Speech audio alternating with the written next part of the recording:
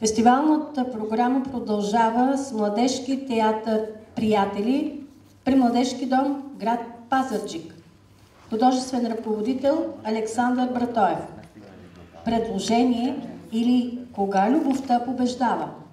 Автор Антон Павлович Чехов. На добър час на Младежки театър "Приятели". А на вас, уважаеми зрители, уважаемо жури, приятно гледане!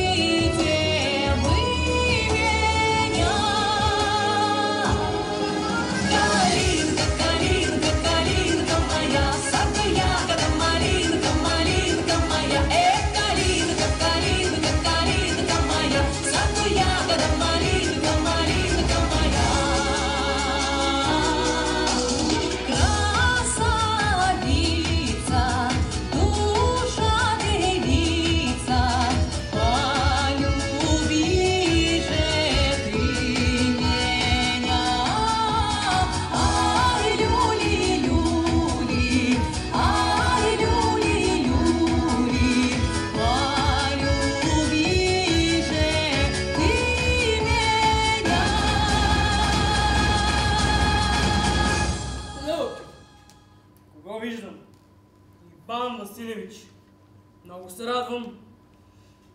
Каква изненада, миличък? Как сте? Благодаря. А вие как сте със здравето? Живеем по-малко, ангелчо мое. С вашите молитви, тъй нататък. Най-покорно моля, седнете.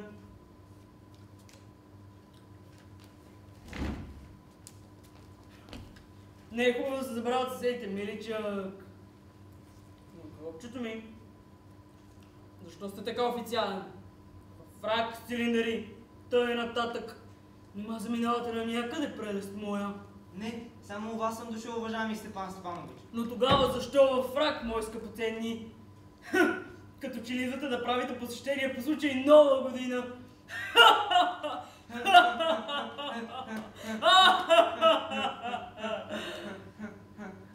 Видите ли каква е работата? Дойдох у вас, уважаеми Степан Степанович, за да ви обезпокоя с една молба. Както знаете, аз не веднъж съм имал вече честта да ви моля за помощ и винаги вие, така да се каже, но извинете ме, аз се вълнувам, ще пия вода, уважаеми Степан Степанович. Дошъл е пари да иска. Няма да му дам. Какво има, хубавецо мой? Видите ли, уважаеми Степанович, искам да кажа, Степан уважаемич, както можете да го видите, аз съм ужасно развълнуван. С една дума, само вие можете да ми помогнете. Макар, разбира се, аз с нищо да не съм заслужил и да нямам право да се... Не разтягайте така, миличък. Казвайте направо. Ей сега, още тази минута. Работата е там, че съм дошъл да искам ръката на дъщеря ви Наталия Степанова.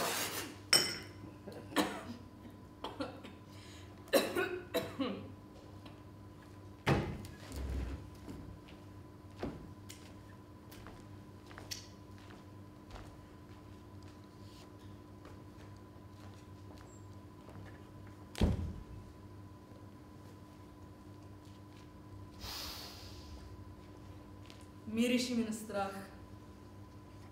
Миличък! Иван Василевич, повторете още веднъж. Не дочух. Имам честта да поискам... Гълъбче! Толкова се радвам, тък моето именно и други подобни. Аз отдавна желаях. Това е мое постоянно желание! Винаги съм ви обичал, ангеле мой. Муа! Муа! Като роден син. Да ви даде Бог и на двамата мир и любов и тъй нататък. Аз отдавна желаях. Но защо стоя като пън? Обърках се. Ох, съвсем се обърках. Ох, аз от душа. Ще отида да повикам Наташа и други такива. Уважаеми Степан Степанович, Да! как мислите? Мога ли да се надявам, че тя ще се съгласи?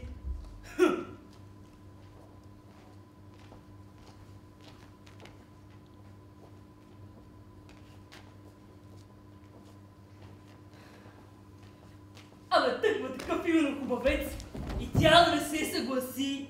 Влюбена е вече навярно като котка. Ей сега ще ви даде Светянова тая Наташка. Студено ми е. Трепера цял като пред изпит. Главното е да се реши човек. Ако дълго мислиш, колебаеш се, дълго разговаряш или чакаш идеал или истинска любов, то ти никога няма да се ожениш. Студено ми е. Наталия Степановна е отлична домакиня. Не е грозна, образована е. Какво ми трябва повече? Обаче от вълнение в ушите ми започва да шуми.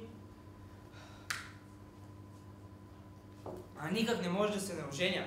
Първо, аз вече съм на възраст, така да се каже, за женене. Второ, аз имам нужда от правилен редовен живот. Аз имам порок на сърцето. Постоянни сърцебиения. Сприха съм. И винаги така ужасно се вълнувам. Ето и сега устните ми треперят. И десния ми клепач играе. Но най-ужасното нещо е моят сън. Щом легна в леглото, тък му започвам да заспивам. И нещо сякаш хубаво ме дърпне. Ох, ето. И удра в рамото. Ох, и в главата. Ох. Скача като луд. Поразходя се малко. Лягам отново. Тък му започвам да заспивам и нещо пак сякаш хубаво ме дърпне. Ох, ето. И така по 20 пъти.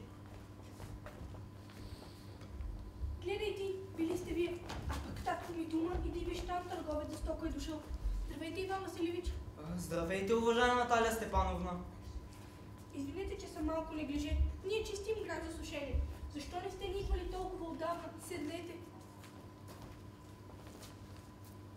Искате ли да закусите?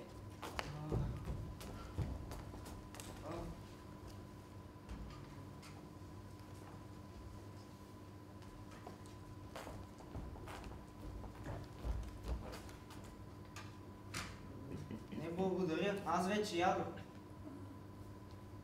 Пушете. Ето ви кибрид.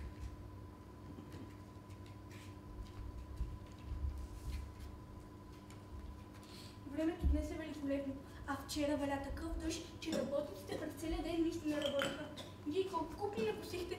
Представете си, аз се поукомих и окосих цялата ливада. До сега се кая. Страхувам се да не ми изгние всичкото сено. По-добре беше да бях почакала. Но какво е това?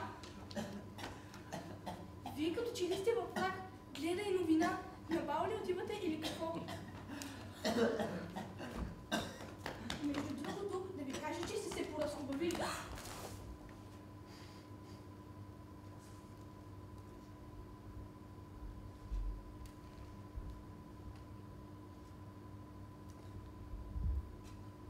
Но наистина, защо сте се така нагиздили? Виждате ли, уважаема Наталия Степановна, работата е, че се реших да ви помоля да ме изслушате. Разбира се, вие ще се очудите и дори ще се разсърдите, но аз ужасно ми е студено.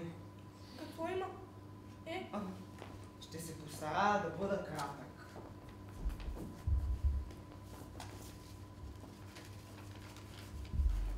Известно ви, уважаема Наталия Степановна, че аз отдавна, още от детинство, имам честта да познавам вашето семейство, моята покойна Леля и нейния съпруг, от които, както знаете, получих земята в наследство.